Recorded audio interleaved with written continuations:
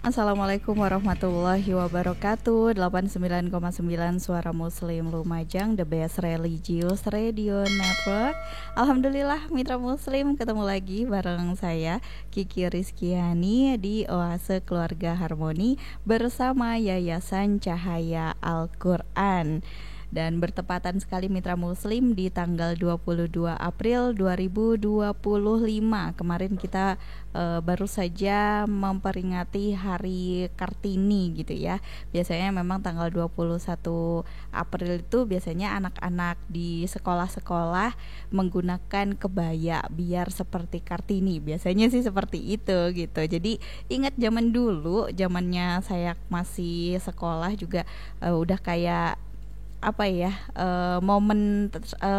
momen tersendiri gitu setiap tahun. Kalau Hari Kartini pakainya kebaya gitu, pakainya baju-baju adat. Dan ada juga di beberapa sekolah yang memang memperingati Hari Kartini ini dengan meriah seperti itu.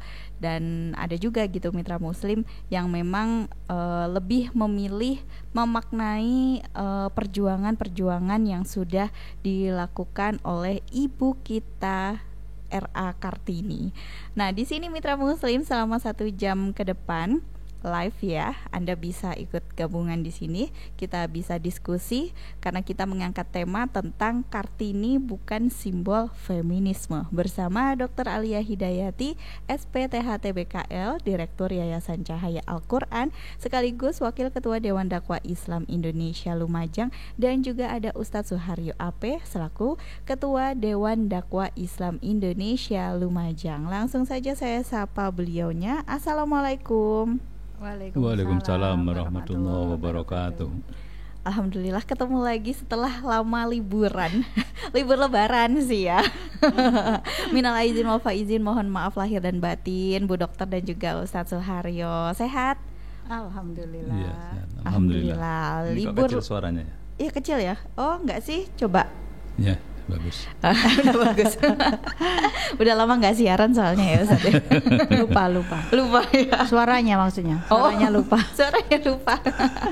Liburan kemana aja Bu Dokter dan juga Ustadz Suharyo? Pulkam lah. Oh iya, Bu Dokter kan asli Solo ya, bukan asli orang Lumajang ya, bukan Lumajang, Pulkam. Oh, Ustadz Suharyo juga Pulkam. Enggak, Puldes. Oh iya, Puldes. Pulang desa, ini pulang kampung. Yang satunya Solo, yang satunya Yoso ya. Alhamdulillah kita ketemu lagi setelah libur lebaran yang panjang, terus disusul dengan libur panjang lagi. Weekend sih, long weekend gitu ya. Yeah. Ada bedanya nggak kalau Bu Dokter? Ada sih ya. Antara libur lebaran sama long weekend. Beda lah. Oh beda ya. Kalau libur lebaran itu bekerja maksudnya, tanda kutip ya. Oh bekerja. Kan banyak event keluarga kan. Oh iya, yang ajang silaturahmi sana sini, halbil. Iya. Berarti kan iya. Bekerja tanda kutip ya. Oh gitu ya. Kalau Ustadz Suharyo? Oh sibuk sekali jelas. Oh diwakilkan ini. Ini baru awal ya, padahal ya, baru awal ya. Oh, Ustadz Suharyo sibuk ya Bu Dokter ya. Nggak perlu ditanyakan lagi, sampai bingung beliau jawabnya. Masa nggak apal-apal gitu. Oh iya bener. Masa nggak apal-apal, ini jadwal saya udah banyak loh gitu. Iya. Alhamdulillah mitra muslim, kita tetap ya dengan. Bagaimana? Oh ini ngomongin kayak sibuk itu kan relatif. Saya istirahat itu di akhirat itu. Oh, itu kata-katanya Bu Dokter kan. Ini kita baru awal loh ya, baru pemanasan ya. Baru ketemu lagi. Alhamdulillah ceria, dan juga saya juga berharap mitra muslim juga ikut bahagia gitu ya mendengarkan kita di sini. Kita akan ngebahas tentang Kartini. Karena memang kemarin ya kita mengenang Kartini ini bukan hanya sebagai simbol saja, tapi sebagai pemikir, beliau juga penulis dan juga perempuan pemberani gitu ya pada masanya gitu. Kartini juga menulis tentang hak perempuan untuk belajar, bersuara, dan juga dihormati sebagai manusia. Nah, kalau kita lihat lebih dari seabad berlalu gitu ya. Pertanyaannya ini masih sama. Apakah perempuan hari ini sudah seperti apa yang dicita-citakan Kartini? Nah, jawabannya jawabannya kita akan bahas tentunya Mitra Muslim. Apakah Kartini ini hanya sekedar simbol feminisme saja ataukah seperti apa gitu. Langsung saja dibuka oleh Bu Dokter. Monggo silahkan. Ya baik, jadi karena kemarin habis Hari Kartini ya, jadi ya kita tentu mengangkat yang ditokohkan sebagai pahlawan nasional juga kan. Kita tentu tidak akan memungkiri dan menafikan kalau Ibu Kartini itu ada jasanya kan. Nah, tetapi selain beliau sebagai pahlawan nasional dan seorang tokoh sejarah, latar belakang kehidupan dan alam pikirannya ini tentu harus kita ketahui secara utuh, terutama oleh generasi muda ya, generasi muda sekarang, supaya untuk apa sih, untuk mengambil keteladanan. Tentu dari setiap tokoh ini ada kebaikan yang bisa kita ambil, yang kita bisa jadikan motivasi untuk kita menjadi jauh lebih hebat dari tokoh tersebut. Kalau menurut saya begitu.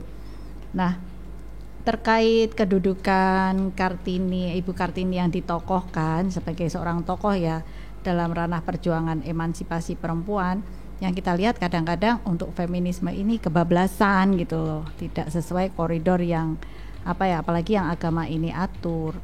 Karena tidak akan sempurna urusan manusia itu kalau bukan yang ngatur Tuhannya. Kalau kita ngatur urusan sendiri, kita aja ngatur urusan jantung berdetak, ya mata berkedip aja punya kita sendiri loh ya. Kita kan tidak sanggup. Nah, maka dari itu, kita harus bisa menempatkan sesuai tempatnya lah, karena itu adalah hal yang adil menurut yang sudah diajarkan oleh agama ini.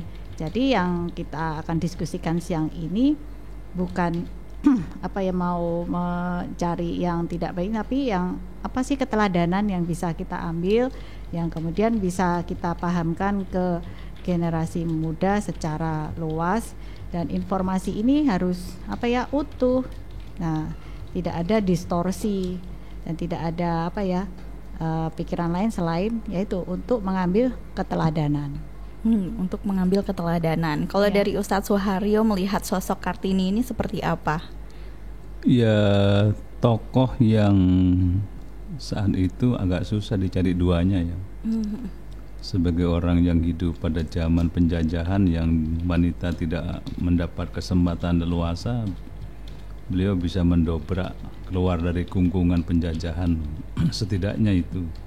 Tapi semakin ke belakang kita semakin tahu bahwa R.A. Kartini itu ya tulisannya kan surat itu yang diterbitkan habis gelap terbitlah terang itu kan kumpulan surat. Wanita-wanita sekarang, Kartini sekarang jauh lebih dahsyat dari dia.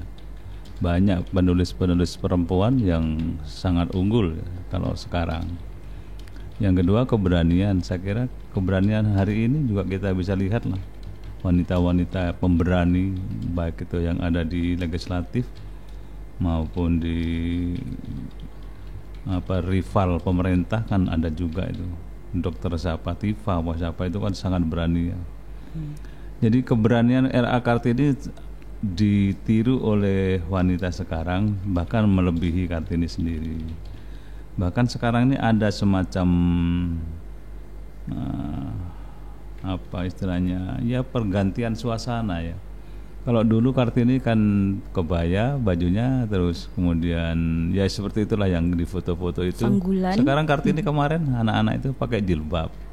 Oh iya. Kartini dulu kan nggak pakai jilbab ya. Ya memang belum waktunya waktu itu. Hampir semua ormas perempuan pun waktu itu masih belum terbiasa dengan jilbab. R.A. Kartini berjasa juga kalau kita lihat di sejarah itu, beliau yang mengusulkan karena merasa tidak paham terhadap Al-Quran kepada Kiai Darat itu untuk dibuatkan tafsir berbahasa Jawa, sehingga tafsir belum selesai Kartini keburu Meninggal. Ya, keburu meninggal.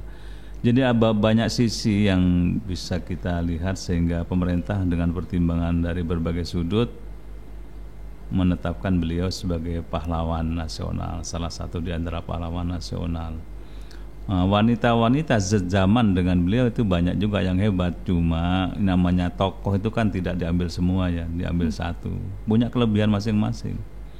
Kalau Nyai Walidah Dahlan itu, istrinya Nyai Ahmad Dahlan itu kan sudah perintis gerakan perempuan Indonesia, bahkan sudah berani mengadakan kongres nasional ya.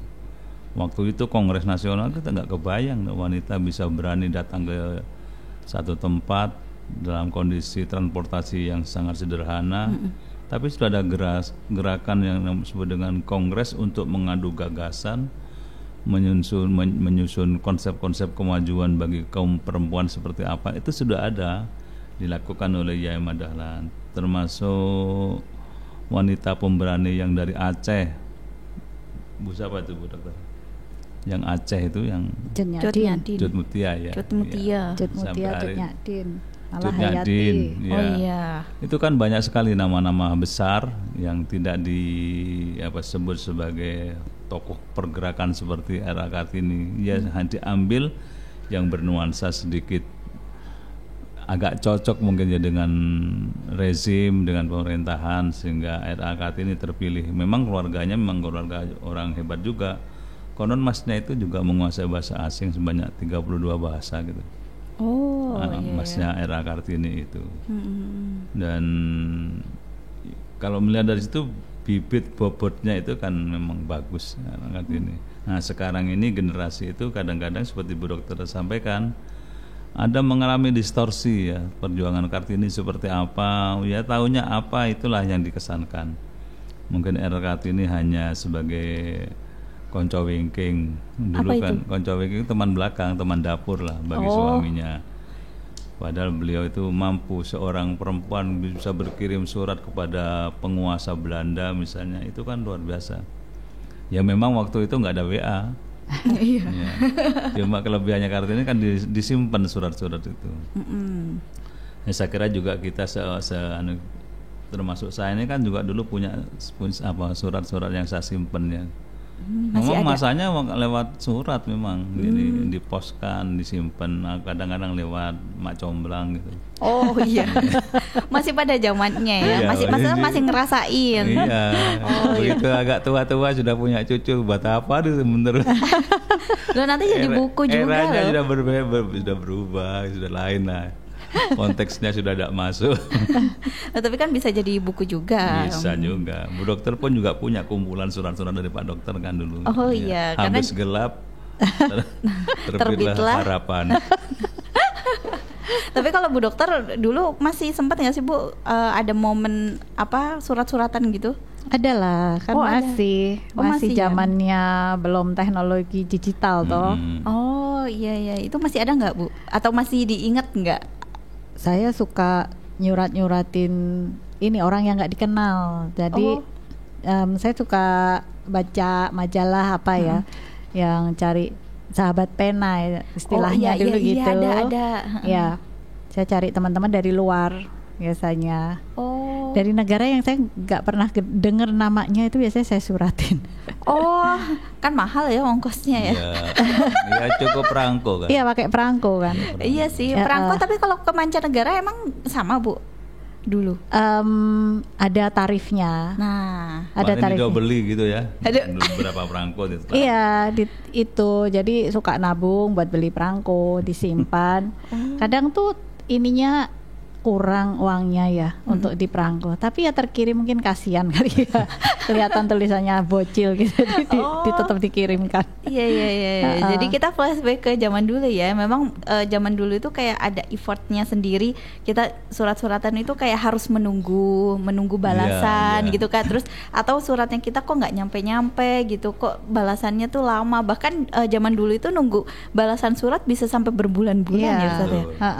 Yang paling bangga itu kalau kita kirim ke kedutaan ya, duta besar itu biasanya minta buku.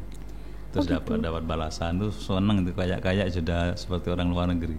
Oh Oh iya ya, Masya Allah, ini narasumber saya hebat semua soalnya ya. Jadi pengalamannya tuh yang nggak saya alami. Ini pengalaman baru banget buat saya gitu.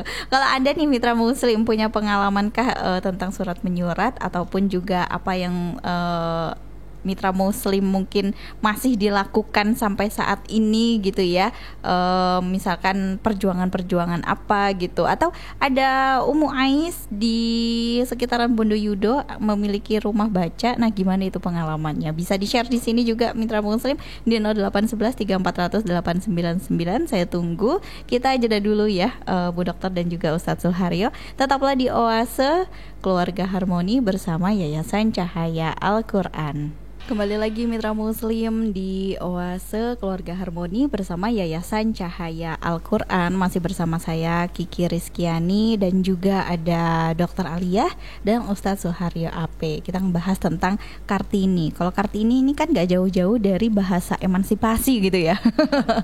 Emansipasi wanita kayak gitu. Kalau dari pandangannya Bu Dokter dan juga Ustadz Suharyo, emansipasi itu seperti apa sih? Ustadz dulu deh. Ya, yang mengetahui luar dalamnya kan sesama perempuan.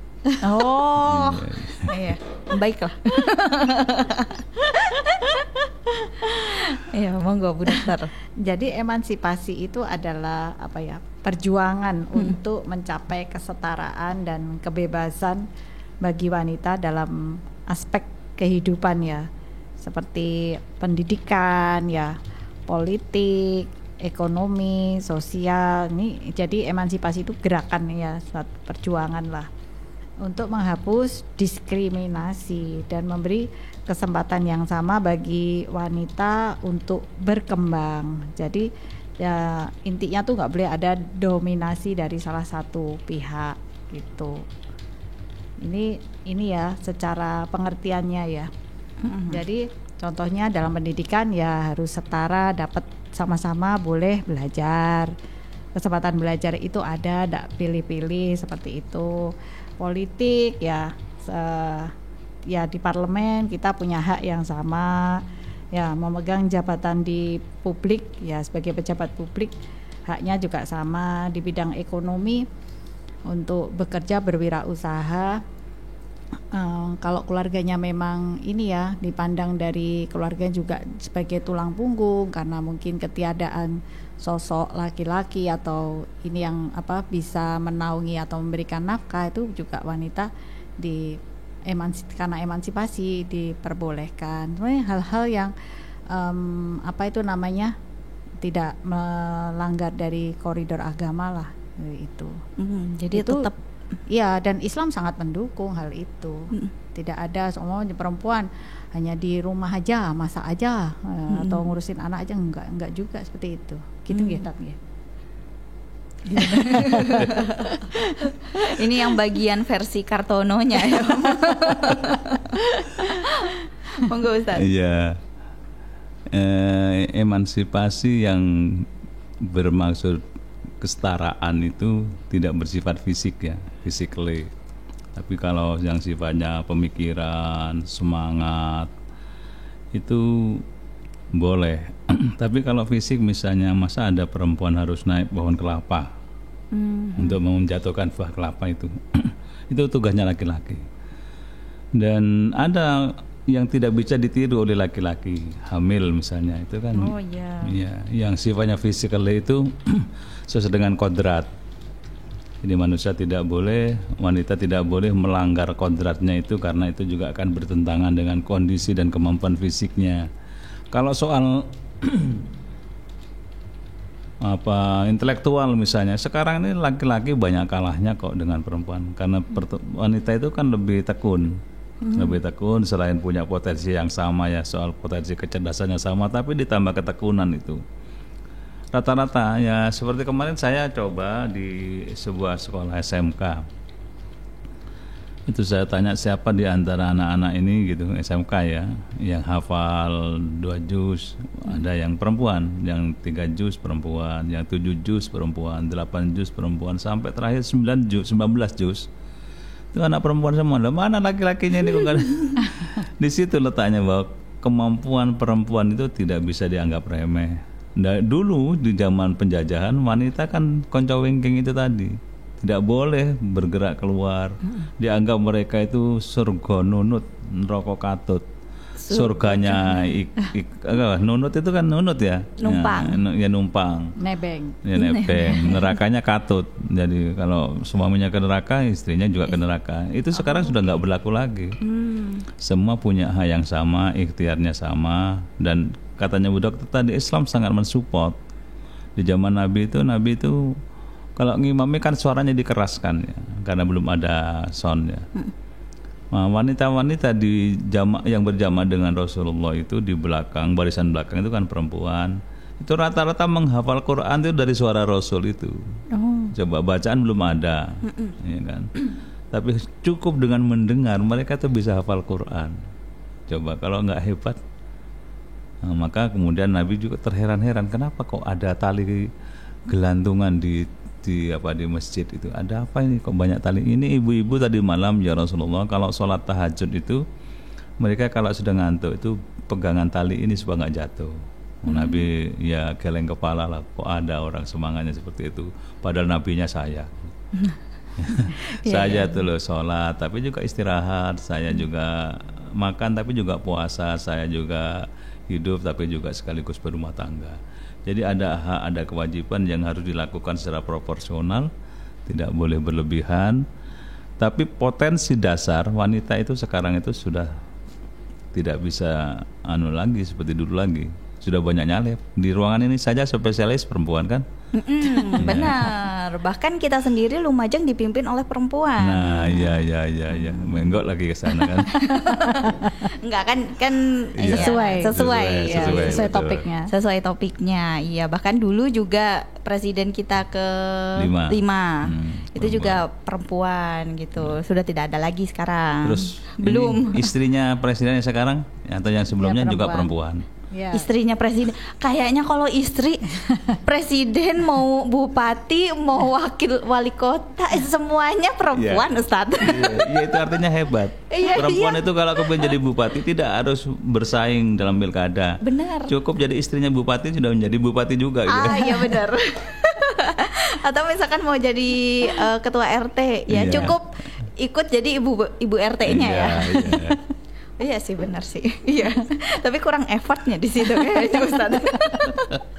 Beda sama perjuangannya yang bupati yang sekarang gitu kan. Kalau bupati yang sekarang kan memang benar-benar ada effortnya gitu ya Bu Dokter ya. Karena beliau yang memang memimpin Lumajang gitu. Kalau melihat dari zaman sekarang gitu ya, di mana wanita ini kan memang sudah banyak sekali mereka ini sudah menjadi pemimpin sama yang tadi kita bahas juga gitu. Apakah ini sebuah perubahan yang memang dicita-citakan oleh Kartini? Tentu perubahan untuk kemajuan wanita itu nggak sekedar Ibu Kartini yang mencita-citakan ya. Hampir semua wanita yang punya pikiran seperti itu, bahkan jauh-jauh atau ratusan tahun sebelum Kartini pun akan berpikir demikian. Cuman kan ini yang diekspos dan ditokohkan Kartini begitu. Dan saya pikir kalau seperti ini ya tentu kalau beliau bisa mengklaim jasanya itu salah satu jasa beliau ya. Karena kan kita semua wanita sekarang ini maju jauh ya, melesat seperti yang sudah dijelaskan Ustadz Suharyo tadi. Kita punya pemikiran, ide-ide ya, kemudian tenaga juga, walaupun tidak jelas secara fisik kan beda dengan laki-laki, tetapi dalam banyak bidang ya, mau yang mungkin kalau fisik olahraga seperti itu pun kita tidak kalah dengan yang laki-laki, sehingga persamaan itu tentu kalau di luar reproduksi dan lain-lain itu kan sudah ya kodratnya ya, itu kan tidak bisa, menurut saya tidak bisa diperdebatkan lah, sudah ada hak kewajibannya masing-masing. Itu sudah kita ini luar biasa. Cuman bagaimana wanita yang sekarang ini tetap effort untuk menjaga martabat, menjaga emansipasi supaya sesuai dengan marwahnya, nggak berlebihan, nggak menyimpang, nggak di luar hal-hal yang sudah diatur oleh agama ini. Karena kalau kita sudah berlebihan atau menyimpang dari hal yang diatur agama ini, jatuhnya malah menghinakan diri kita sendiri, nggak jadi keren. Itu yang kita pahami. Iya, karena zaman sekarang juga banyak wanita-wanita yang mungkin masih tidak menyayangi dirinya sendiri gitu ya Bu Dokter. Iya, jadinya malah aneh karena agama ini dibikin oleh Allah sebagai pencipta kita ini udah tahu banget apa yang terbaiknya untuk kita manusia, mau itu yang laki, mau itu yang wanita. Seperti itu. Kalau kita seolah lebih cerdas ya jelas memalukan ya karena kan kita ini kan tidak ada apa-apanya dibanding sang pencipta kita. Jadi aturan itu jelas untuk kesejahteraan kita. Jadi ya sudah ikuti aturan itu, ya kita menggunakan segala sumber daya yang sudah dianugerahkan Allah pada kita ini dengan sebaik-baiknya, semaksimal mungkin karena toh nanti akan ada hisapnya semua begitu.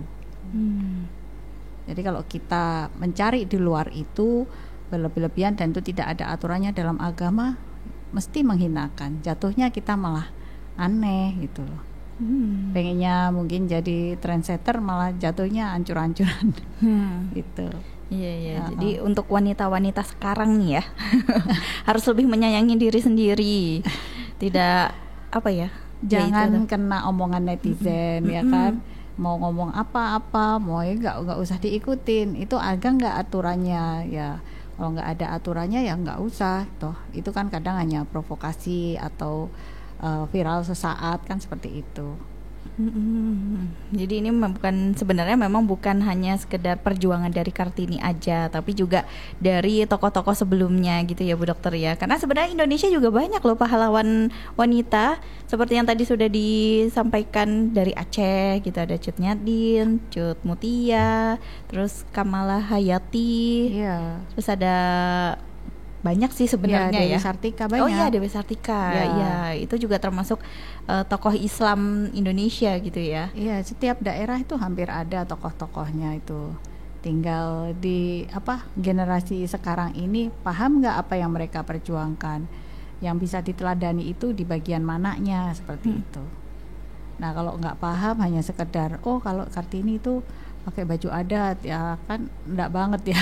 Oh iya. Yang esensinya kan bukan di bajunya. Oh iya sih. Kan di pemikirannya kan seperti itu. Di perjuangannya apa sih yang sudah dilakukan sehingga bisa ditokohkan seperti itu kan. Tapi kebanyakan memang untuk memperingatinya jadi menggunakan hanya sekedar ya itu simbol ya. Kayak hanya sekedar pakaiannya aja gitu. Karena mungkin ya itu banyak yang nggak paham, nggak ngerti. Jadi ya untuk cari mudahnya, peringatannya pakai baju seperti itu.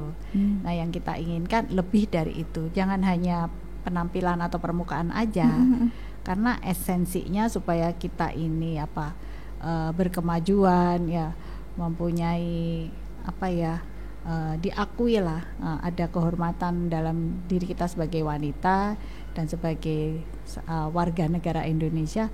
Tentu kita harus mempunyai pemikiran yang melebihi masa sekarang gitu. Iya. Jadi lebih ke makna, terus gagasan-gagasan apa yang bisa kita membawa perubahan gitu ya Bu Dokter. Tentunya yang selalu bermanfaat ya.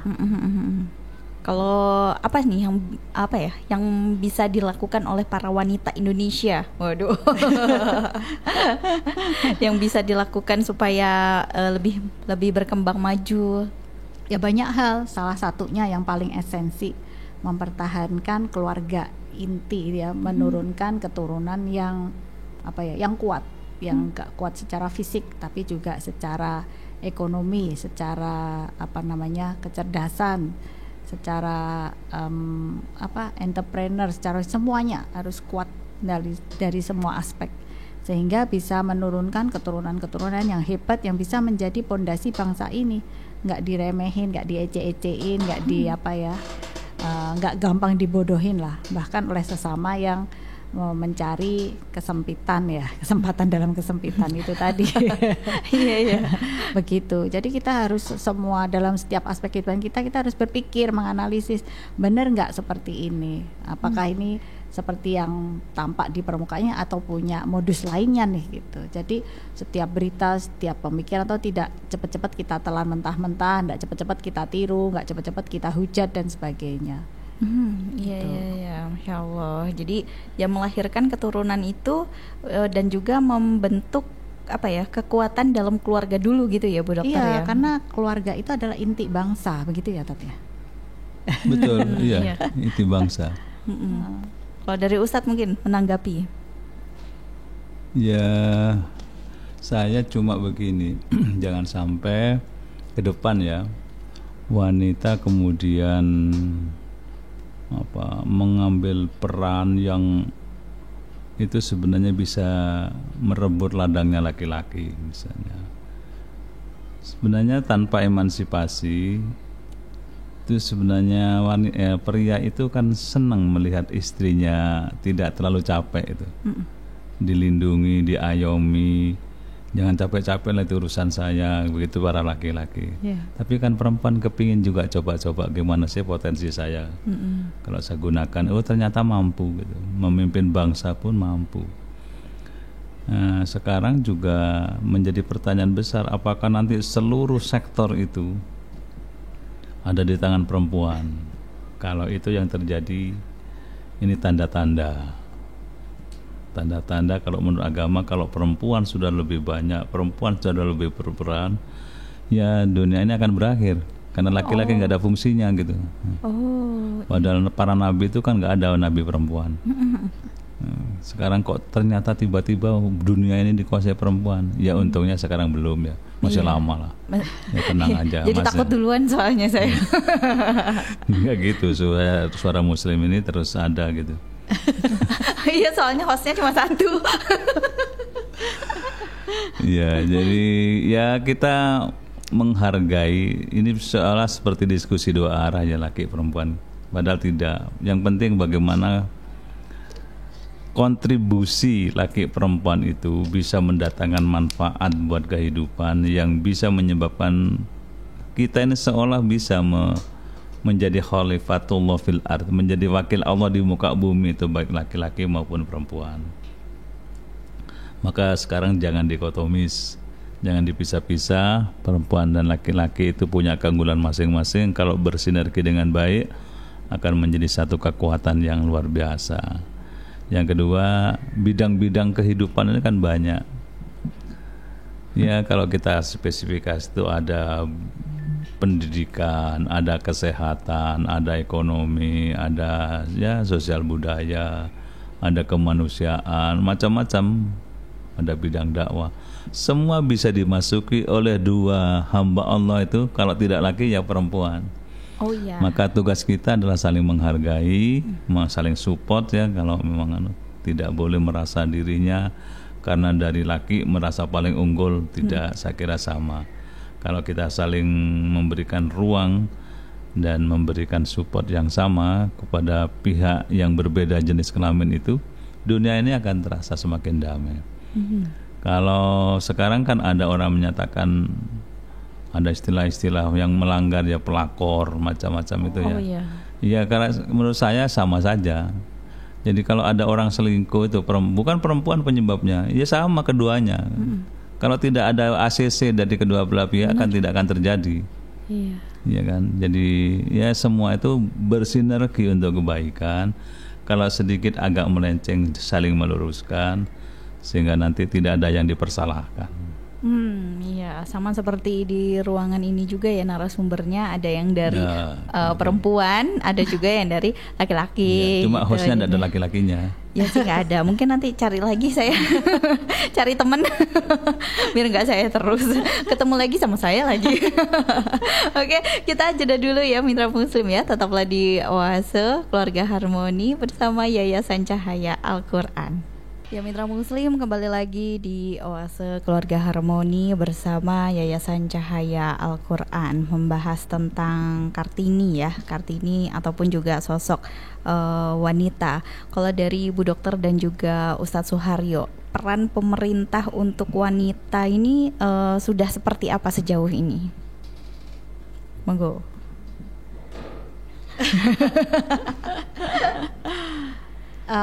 Pemerintah ada ini ya, ada usaha-usaha untuk mengakomodasi peran wanita untuk fasilitasi peranan wanita, cuman yang kita lihat masih perlu banyak effort ya, supaya apa yang diniatkan dengan yang dikerjakan itu sesuai gitu.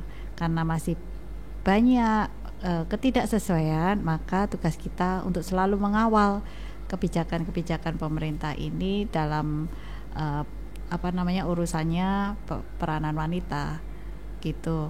Karena kalau tidak kita sendiri yang peduli, nah siapa lagi yang mau ngawal gini?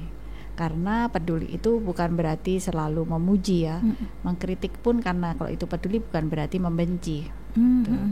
Ya itu karena rasa pedulinya. Karena rasa peduli. Gitu ya. Nah, peduli itu berarti ada rasa kasih sayang di situ, bukan sekedar haters always haters gitu. Belum tentu ya, Iya, justru belum malahan tentu. dia yang lebih menyayangi kita kalau misalkan dia ngasih Iya, berarti kan kritikan. peduli dipikirin terus kan, berarti tidak sekedar dipuji ternyata menjerumuskan. Nah itu Heeh. sebenarnya emang kita kurang maju kalau kita kebanyakan dipuji ya Bu Dokter. Iya, terlena kan. Iya. Dan Rasulullah SAW pun juga menasehatkan supaya kita ini tidak mudah terlena oleh banyak pujian, karena sebenarnya pujian itu menjerumuskan, begitu, bikin kita lengah kan. Karena siapa sih yang nggak senang dipuji? Gitu. Apalagi wanita dipuji, wah itu bajunya bagus aja gitu, udah seneng gitu ya. Tampil beda padahal biasanya sama aja sih. Cuma dikomentarin gitu. Kalau dari Ustadz Suharya gimana Ustadz? Iya, pemerintah sekarang memberi ruang dan membuka pintu seluas-luasnya untuk perempuan ya berperan. Kita bisa lihat sekarang mulai dari presiden pernah perempuan, sekarang gubernur perempuan sudah berapa? Iya. Banyak sekali kan, bupati apalagi, wakilnya juga. Cuma ini begitu diberikan amanah apa juga selembut hatinya gitu. Karena ada juga perempuan yang ditangkap KPK tempo hari kan. Benar, dan dengan tampang yang biasa aja gitu ya Ustadz ya. Aduh. Iya. Malahan senyum-senyum, malahan ngituin 2 jari gitu kan. Tapi hidayah Allah itu juga bisa turun kepada siapapun. Seorang anggota Dewan DPR RI yang ditangkap KPK kemudian di penjara justru dia sadar menghafal Al-Quran dan sebagainya, itu kan menjadi hafidh. Itu semua yang menjadi hafidh. Jadi menurut kita begini, pemerintah sudah memberikan kesempatan yang sama, termasuk di legislatif itu mensyaratkan semua partai politik tidak boleh mencalonkan atau maju kecuali calonnya itu 30% perempuan. Kalau tidak mencapai 30% tidak boleh, harus diserukan, dinolkan ya. Itu artinya pemerintah sudah memberikan kesempatan seluas-luasnya dalam semua sektor kehidupan, dalam semua lini kehidupan itu diberi kesempatan, sehingga sekarang kita melihat begini, perempuan yang jumlahnya lebih banyak dari laki-laki ini mengambil momentum itu apa tidak dengan baik. Ya kan, sekarang perempuan sekitar 5 tahun yang lalu angka wanita di Indonesia itu 2,5 juta lebih banyak daripada laki-laki. Kalau di Lumajang ini dulu waktu 10 tahun yang lalu itu ya 25 ribu angkanya, lebih banyak perempuan. Kalau dunia kan banyak peperangan, itu otomatis sudah laki-laki lebih sedikit dari perempuan. Kan yang enggak tahu kalau yang dibombardir juga perempuan, kalau sekarang model Israel seperti itu ya.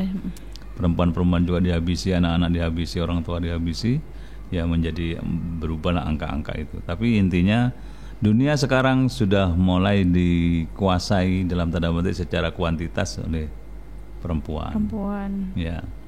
Dan kalau ini kemudian tidak dikelola dengan baik, dimanage dengan baik oleh para perempuan hebat-hebat itu, maka dunia ini nanti bisa saja kemudian berbalik arah sesuai dengan versinya para wanita yang selama ini merasa terjajah, kemudian diberi kekuasaan mungkin dibalik laki-laki yang akan dijajah. Bisa jadi seperti itu. Nah, untungnya ada rambu-rambu dari agama bahwa perempuan itu kalau menjadi pemimpin tetap harus memperhatikan bagaimana aspirasi laki-laki di rumahnya. kalau mau keluar rumah harus pamit pada suaminya dan sebagainya. Ini dalam rangka untuk ngerem perempuan yang jumlahnya sudah semakin mayoritas, peran-peran penting sudah mulai ada di tangannya, sehingga nanti ke depan tetap stabil, baik-baik saja, semua selangkahnya, dan dunia akan tetap damai seperti sekarang ini. Dan alhamdulillah juga ya, di ruangan ini udah ada sosok perempuan yang menginspirasi. Nah, 2 orang. Narasumber kita lah. Ya jelas, kalau itu jelas. Direktur sama ya, host. Direktur Yayasan Cahaya Al-Quran, Wakil Ketua Dewan Dakwah. Terus ada ketua lagi ya Ustadz ya? Banyak jabatannya beliau itu. Nah itu dia. Selain yang memang sudah dikenalnya sebagai dokter spesialis THT.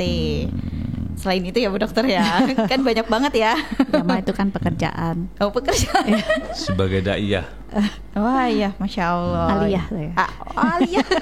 Iya bisa aja loh. Iya. Iya. Iya. Oh iya benar.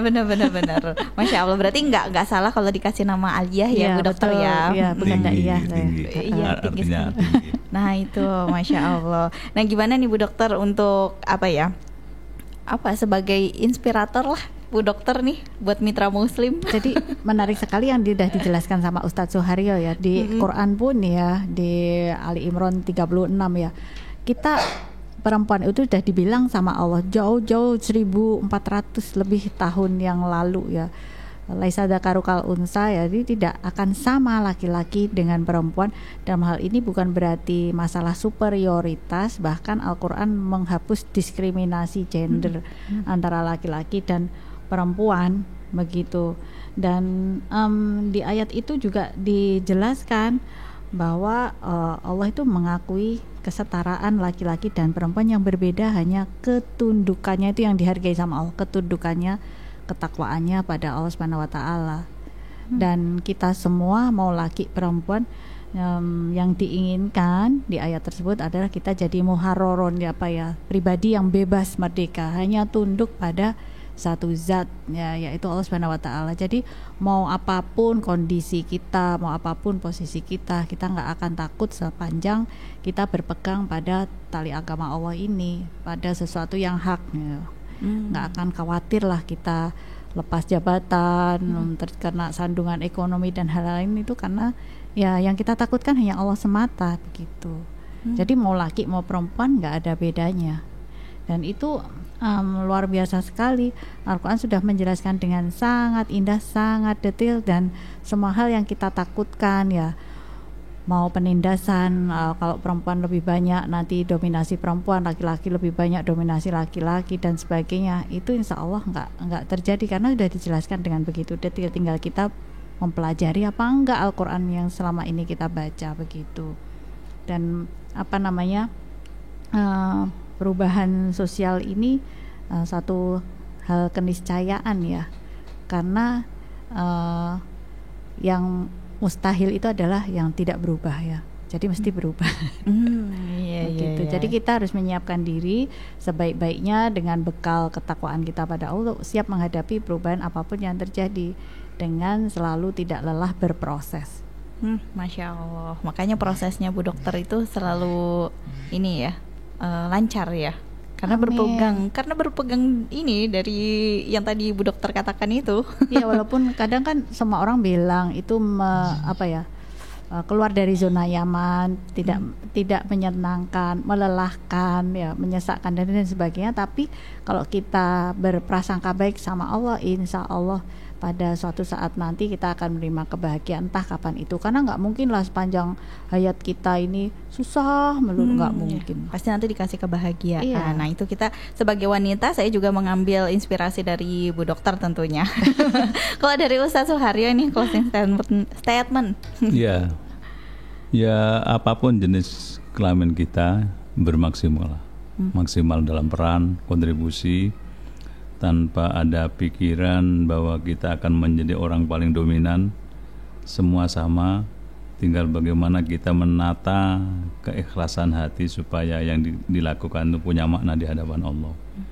Dan kita ingat kepada pesan Nabi bahwa khairun nasi anfa'uhum linnas, sebaik-baik manusia, apalagi atau perempuan, adalah mereka yang punya peran banyak memberikan sumbangsih kepada kehidupan orang lain.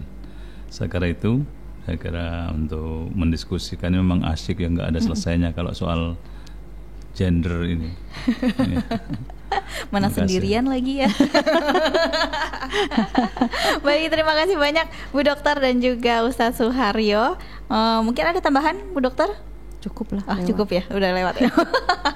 Oke, baik, terima kasih banyak Bu Dokter. Alhamdulillah lancar siaran kita perdana setelah libur panjang ya. Sehat-sehat Ustadz Suharyo dan juga Amin. Bu Dokter. Assalamualaikum. Waalaikumsalam warahmatullahi wabarakatuh.